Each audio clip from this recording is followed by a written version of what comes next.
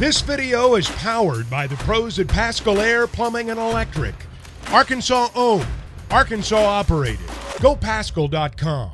Grant Hall is with us here on Halftime. Appreciate him every Wednesday. And I told Grant we'd get him out by 11:30 because Dave Van Horn has a press conference today to recap the summer. Fall ball will be approaching soon. Grant, good to have you on as always. How you doing today? Howdy, boys. Yeah, doing well. Thanks. Get a little bit of rain here in northwest Arkansas, so that's nice. Try to avoid the big storms if we can. Yeah, and you don't have to be at a 9 o'clock practice viewing either. Yeah. No, it's not like you have to worry about sleeping in anyway, and you get 9 o'clock practice viewings the next couple of days. Anything standing out from watching practice the last couple of days? We've heard from the receivers, defensive backs, special teams. What stands out to your eyes in the windows that you've been able to watch? I would say the receivers. Just that's kind of what your eyes are drawn to when they do these early practices, and they weren't hitting that much yet. They went a little bit heavier yesterday, but I tell you, man, they got some guys, and the coach even talked about it. The people saw an opportunity to come in and play. And I was just talking to Mike Irwin a minute ago about this. We've been impressed by guys like Armstrong and Dozier and Tesla and the 6'7" kid from Detroit. I mean, it's on Matt. You would have loved throwing to these guys.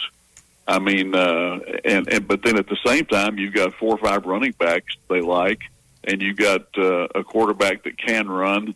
So I'm going to be really interested in how many times Dan Enos throws in a given game, and it's kind of a nice problem to have, really. Oh, this offense, I think, is going to be fun to watch this year. You look at all the talent on the outside, like you're saying, that came in, and I'm interested to see him. I'm interested to see him live that first week. How much do you think we should tackle this year? I know he said he's going to tackle twice, kind of seeing that, Western Carolina and Kent State can kind of be those preseason games for us. I just don't think many teams do it anymore, Matt. Even, Sam Pittman was talking the other day about Tuesday and Wednesdays won't be like they used. I can remember when Tuesdays and Wednesdays were always full pads, At least for the first 4 weeks, yeah. At least to about conference play, yeah. But keeping people on the field, obviously, it's a big deal, and they seem to be meshing over there. I think the defensive backs and receivers are enjoying going against each other. They got some great battles every day. I know they like the defensive front better than what Arkansas had last year. I just don't think you can really know until the first game, or maybe even later. You got the crucible coming up with those LSU, Texas A&M, Ole Miss, and Alabama. I think it is in a row, and all 4 of those out of state. So again, will these receivers, for example, be able to get separation in a way that they weren't a lot of times last year? What will it look like against guys like that? All signs right now seem to be pointing to Andrew Armstrong as, your leading receiver potentially. Sam Pittman's talking about him a lot. KJ's talking about him a lot. The defensive backs are talking about him. His teammates are talking about him. His speed, his size. I guess the only question is, and he tried to point this out yesterday, and I think he's right about this to a point. Football is football. Doesn't matter the level that you play it at necessarily. You can make plays, but there's a different level of physicality. And that's the thing you always wonder about coming into the SEC. Some guys answer the question positively. It doesn't always work out that way. I guess that's the question about Armstrong coming into this season. Yeah, from Texas A&M Commerce, and they got him from Hillsdale, and I think 7 of the guys are 6'2" or taller, I read. And then you've got Satania, who's not he's like 5'11", I think, maybe 5'11", but with that blazing speed, and he's ready for a great year. I think he'll have a great year if he stays healthy. So no shortage of options there in the receiver corps. It is a sense, though, that, and Matt, you pointed this out, you're right, too. I think the offense, at least in our minds, is ahead of the defense this year, for now.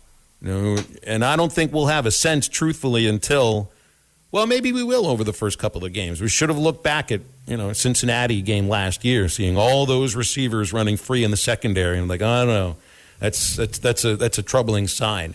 So maybe we'll have a little bit of a sense, I think, maybe in that Kent State BYU game, but at least here, from the 30,000-foot view, 3 weeks away from kickoff, it feels like offensively they're ahead than they are defensively, and maybe that's just because you have more known quantities on that side. Yeah, I think so. And then if the defense does really well in the first few games, it'll be a pleasant surprise to a lot of people, and then we'll see what they do against those teams I mentioned earlier. Grant, I'm a Hudson Clark fan. I think he's going to do well this year. How do you see our D-backs? I know it starts up front, and I think with our ball control on offense, and then it starts up front, I think our defensive numbers have to get better this year. Yeah, McLaughlin has done really well. Lorando Johnson, Snacks, whatever you want to call him. And I agree with you about Hudson Clark, who's up to 188, I think he is now, which means he must have played at 176 last year because he's supposed to be up 12 pounds. They listed him at 182 last year. Maybe he wasn't quite that. And he said the other day when he came in that he's having a little bit of trouble keeping the weight on. And these, obviously you're going through the early practices and the heat and so forth. But, there's a guy that just frankly wasn't big enough for some collisions last year, but he can play the pass really well, and you go back to that game where he got the 3 interceptions. He seems comfortable. They all seem I think there's this sense on the team that they can't wait to show people how good they are because, most people are predicting them to be kind of Midland, right? 6, 7, 8 wins, something like that, and I think they probably think they're going to do better than that. Have you put pen to paper on how you think this season may turn out? I mean, I only did it during SEC Media Days because I just wanted to pick what I thought the standings might look like by the end of the season. I'm going to do this all over again once we, just before the first game. But I see Arkansas, I see a path to 9 wins. You get an upset somewhere, and I mean a major upset somewhere, 10 wins not out of the realm of possibility. And it'd be a surprise, but I do see a path to 9 wins. Where do you see, maybe like a high point for this team this year? Yeah, it's funny. They asked me on the golf course. I just say 8 wins because, that seems sort of logical. But if you can somehow get through that 4-game thing we talked about, 2-2, like if you beat an A&M or an LSU somehow, or you beat, and I think they can beat Ole Miss.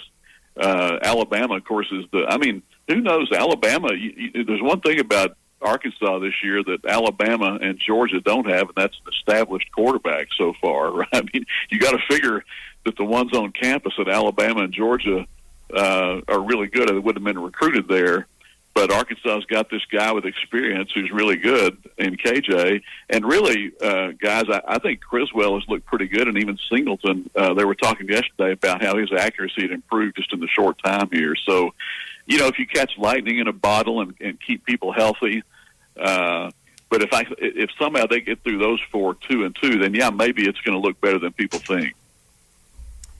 All right, you got DVH in a couple of minutes.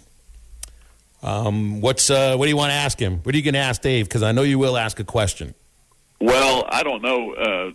First of all, we can talk about Benintendi getting his 25th double last night, and Stanek going 3-1 for Houston, and let's see, Stefan. I think Stefan has a 2.92 ERA now, and McCann's playing some for this really surprising Baltimore team. He got 2 RBIs, I think, last night. He's up to 222. And then, I know these are guys from the past, but today, Jalen Beeks starts against the St. Louis Cardinals, and what a great time to do that because they've gotten a total of 2 runs in their last 2 games. So, they called him back up from Tampa Bay. I'll let Dave handle all the current team part, but I like to follow these guys and see how they do. Speaking of the Cardinals, plenty of good seats available these days at Busch Stadium for the best fans in baseball. I wouldn't show up and watch a last-place team either. And, people stay away from last-place teams in droves. You just got to make sure you don't get there next year because this can't be if you keep losing, that's how you turn a fan base apathetic. I can't imagine that happens with the St. Louis Cardinals, but they look apathetic now, and I can't blame them. Phil, 2 2 nights ago they left 15 on base, didn't score. And last night, Michaelis comes back from this rather long layoff, and he's holding them to 1 run in 7 innings. He's thrown 80 pitches, gives up a triple, and they take him out of a 1-1 ball game. And, of course, the bullpen did what it usually does and doesn't hold it. And, I mean, I was glad to hear Al Roboski say this was Michaelis's game, leave him in there. You know, they're 11 games out. Let the guy give it. I couldn't believe they took him out. And, of course, it went south. We'll leave it there, Grant. Dave's about to step into that Zoom. So appreciate your time. Looking forward to doing it again next week. Thank you.